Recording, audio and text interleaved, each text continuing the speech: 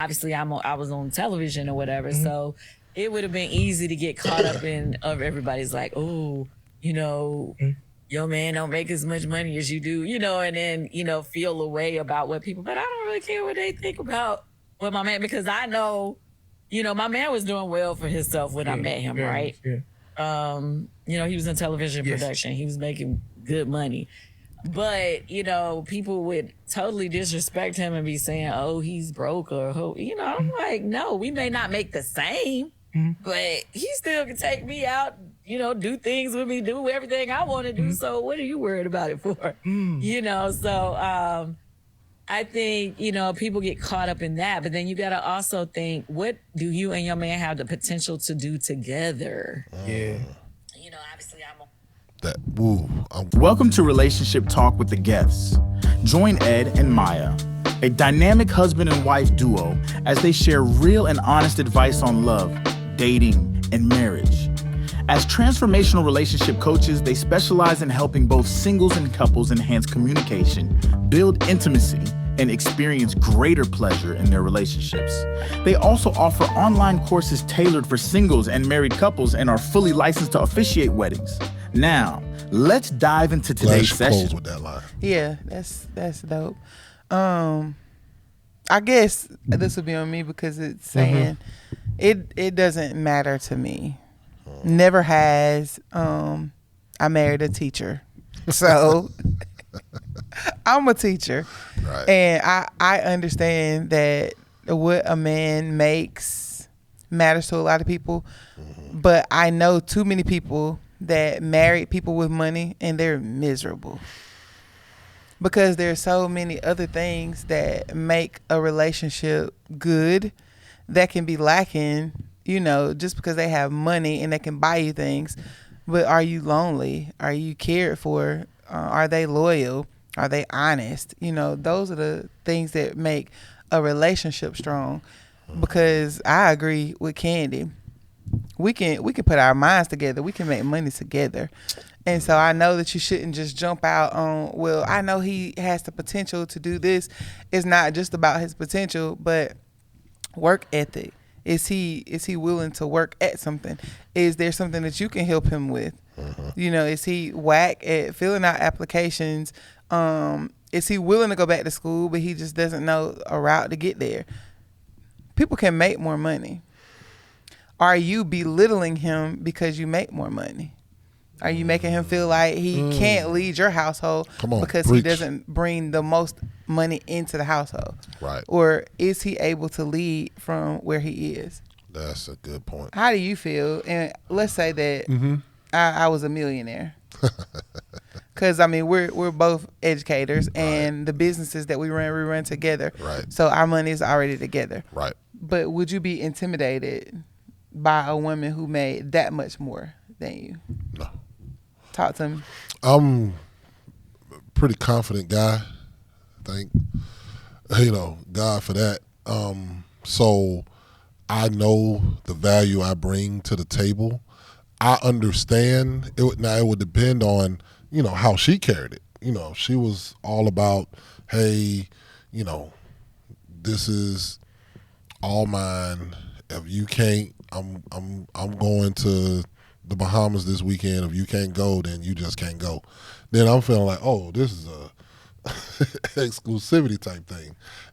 Like, well, if you can't level up, then you can. Oh, then we not together. And I agree. Now, a lot of people had an issue. Lisa Ray said this. She did. She said, I can only date men that make a certain amount of money because of my personal lifestyle. Correct. I travel a lot. I go to, restaurants that are expensive, and I don't want him to spend his whole check trying to date me. Right. So if he can't do the things that I want to do and go places I want to go, it's not going to work. I heard somebody else, I'm trying to remember who it was, but they said, I can't, I think it was Coach Stormy. She said, I can't date a man who's not an entrepreneur because if he answers to somebody else makes his schedule and I have to travel. Like I want to go, if I just want to go to Barbados or wherever I want to go, I don't need you, my man telling me, well, let me see if I can get off.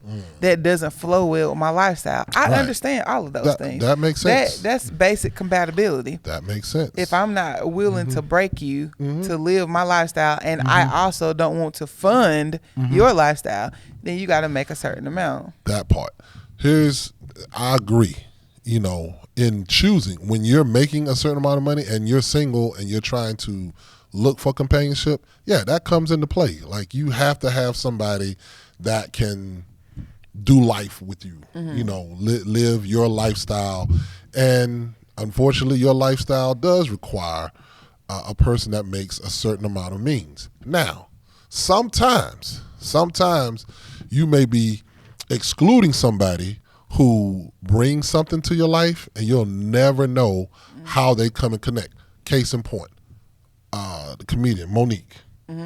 Monique had became this big mega star, and her husband was her best friend or friend all the time. So he's seen all the bad choices she was making, and I think either he worked on her staff or he just wasn't a guy, but he was always, you know, uplifting her, providing things for her, and she realized, you know what, this is somebody that I need in my life. So now she's willing to, I don't want to say fund him, but it's like, hey, we going somewhere, I got you. And as she's doing that, he starts learning the business, and now he becomes her manager, and now he makes good money for himself. Of course, you know, a lot of that is tied to her, but all I'm saying is just by her investing in him and realizing his value in her life, uplifted him and made them a power couple. That's the way it works. Like, if you're a couple, then what you're looking for is not somebody who is the same in all areas. You're looking for your complement. Right. Which means I have these things. I need someone who brings this to the table. Right. Because when I'm a movement by myself, but I'm a force when we're together. So what do I need in a man or in a woman so that when we come together, I'm propelled further. I go further. I make him better. And so he's able to go further. That's ideal right there. When you're able to both come to the table with something and add value to each other in a way so that you're both propelled further. Judge Lynn Toller said that about her husband. She said that he had 4 children and no money when they got together. But because of what he added to her life, the love, the support, the peace, the calming environment that he was able to bring to her, grounded her in a way that she was able to have a super successful law career, and then, you know, go on to be a judge, and then the reality star, just, you know, doing things after things. But she attributes all of that to the support that he was able to give her. He worked, and she said he worked hard. He just didn't make that much money at what he did. Right. But because of what he brought to her, she was able to make a bunch of money.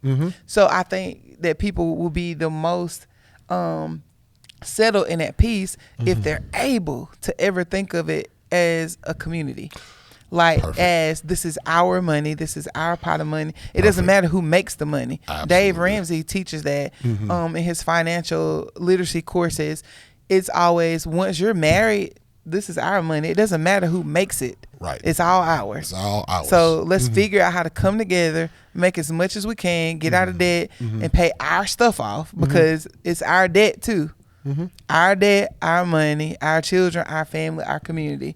And I feel like at this time, so many people are entering marriages but not willing to take on the our mindset. It's still my.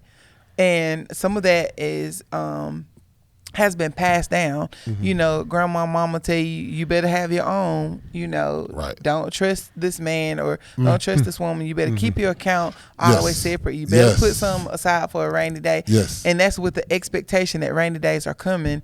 And so you enter in, you don't fully trust because you've been taught through dysfunction that your spouse is not truly trustworthy, and some people are not. And that's just the sad truth. And I was just about to say, let me play debater's advocate, because I never want to advocate for the devil. So I try to change that. Okay. So just like you said, a lot of these women that, because let's be honest, boy, women are killing it today in the market. They really are. They are. Women have come a long way, and there are a lot of women making great means for themselves, by themselves. The problem, they want to, and for those that don't mind meeting what Lynn Tola met or what Candy met, somebody who's not at their means, but they're willing to, give a guy a chance to come up. How do they? Because they probably like, no, you got to make a certain money, because most of these guys that don't have money are going to scam me. They're just trying to get after me for my money. They're trying to use me for my money, or they, get with me and then realize, oh, I ain't got to work. You making all the money, and then they sitting on the couch playing video games all day. What do you do to encourage them to still give guys of lower means a chance? It's like once they go through one of those, it's like, all right, anybody else that make less money than me are losers. Because I don't think value is in what they're actually making. Okay. And character is what you're looking at, not necessarily bank account. The guy who is going to get with you and allow you to go out and bust it and make a lot of money and sit on the couch and play video games all day has bad character, has bad work ethic. And if you're honest, that was probably there during the dating phase. You could probably see some of that. So if he turned into this person, then I wonder if something happened that was depressing. Is he depressed? Does he need to talk to a counselor? Where's this lack of motivation coming from? Right. Was he really this type of mooch and showed no signs? Right. I would be really surprised to see a man who was of high character, high integrity, high work ethic, right, and got with a woman who made money and just decided, I'm just gonna live off of her. He was a mooch before. Sound like these women need a training course, like a wives in training course, that might be coming soon. But well, right. You know what I'm saying? I do. Okay. So y'all stay tuned for that. But I agree with you saying. There needs to be a bigger look into character, less bank account. But again, but then you can't be a fool. If you are successful and you're a woman or a man coming into a relationship, there are ways that you can protect assets moving in. I'm a humongous advocate for prenups. Oh, well, yeah. Always have been. Yeah. You know, agree on terms in the, I guess, bad juju that, something goes wrong in the marriage and you divorce. But when you come together, like, you bring your resources together and you build. Anything you build together, like, we're going all in. And I believe that's the purpose of marriage, is to build. We are supposed to build. We are supposed to steward what God gives us and uplift His kingdom. So marriage is definitely that. And if you get into it more than just for companionship and love, which is a beautiful part of marriage, but also you're supposed to have a purpose. So what this person you're bringing into your life for life should have a purpose tied to it, other than I just want a friend for life. That helps. Yeah, but it's more than that. And you got to know who you're marrying. So ideally, I feel like everything should be together, and you shouldn't have to put, hidden money over here. Now, putting money aside, I'm for. I do it. But why are you hiding that? Like, I'm okay with you having yours over here for a rainy day. For rainy day funds are great. Why can't your spouse know about your rainy day fund?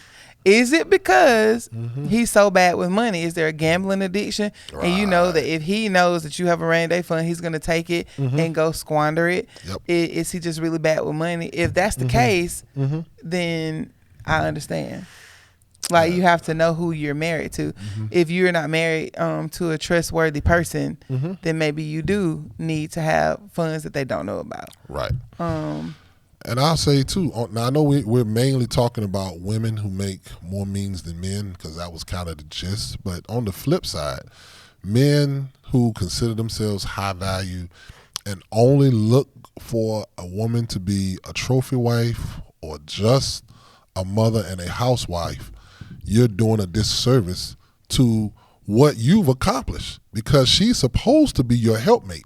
She's supposed to be able to help take what you've accumulated and either flip it into something else or grow it into something else, or have the appropriate use of how you can serve the community or be charitable or build for the next generation of your family. That is what a wife should bring, whether she's making your means or not. So it goes both ways. Okay. All right. Did you have anything else you want to add on that? I have nothing else I want to add. I think you explained that beautifully, and I can't wait till somebody gets some wives in training. Y'all have a good one.